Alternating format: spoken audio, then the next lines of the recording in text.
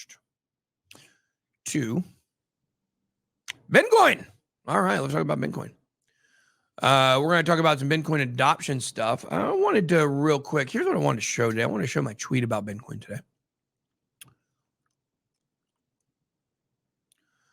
Okay. Here it is. You got to give some more attention to Bitcoin instead. The thing's been left in the dust. Yeah, it's been hurt for sure. We moved to V2. It's a whole new project. Won't be long now. Big stuff coming. Can't wait to share. This is going to change the game for crypto advertising and branding. Keep sleeping. Remember, 69% of people pick me to lose my fight. Remember that. When the world's against me and my team, that's when we do our best work. Guys, we got some really cool stuff coming. We got some really big news in the last few days. Can't wait to share it with you guys. But we're doing something that most crypto projects only dream they could do.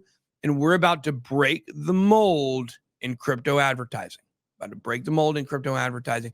Something people haven't really seen before, I don't think.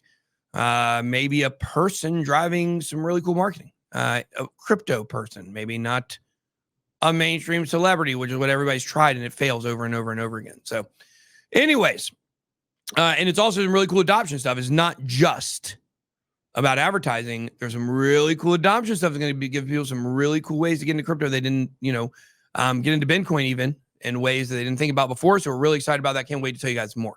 Now, as we move into our Bitcoin segment, what we talk about is adoption. And right now, regulation stuff is driving a lot of adoption talk. SEC overstepped bounds in Kraken lawsuit, state attorney general's charge. Now, who are these state attorney generals? Montana, Arkansas, Iowa, Mississippi, Nebraska, Ohio, South Dakota, and Texas filed a joint amicus brief. These are state law enforcements in the SEC suit against Kraken, saying the SEC suit might even harm consumers.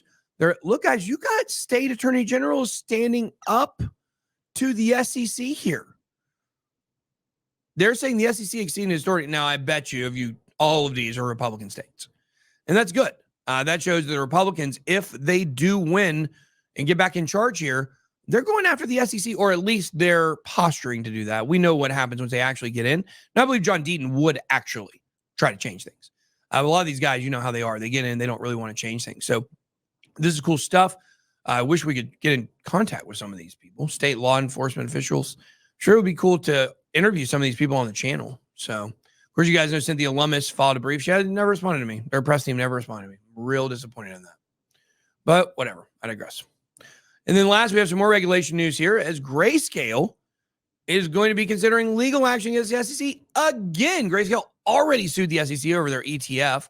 Now they're thinking about filing a lawsuit for denying options trading on Bitcoin Trust. Oh, God. They want options on the Bitcoin Trust. This is really interesting. Grayscale is really trying to push this because Grayscale was the one that pushed, something to think about here.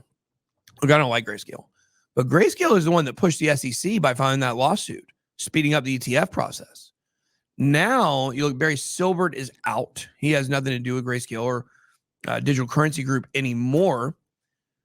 And now the SEC is going after all those people, or not the SEC, I'm sorry, the Southern District of New York is going after Letitia James, going after Grayscale and Gemini and all of these people.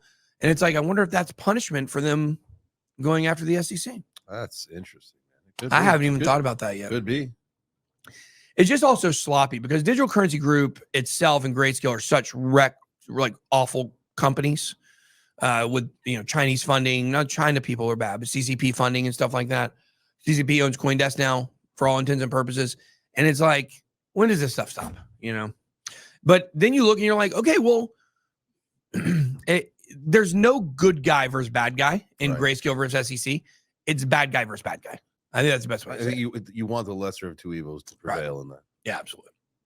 So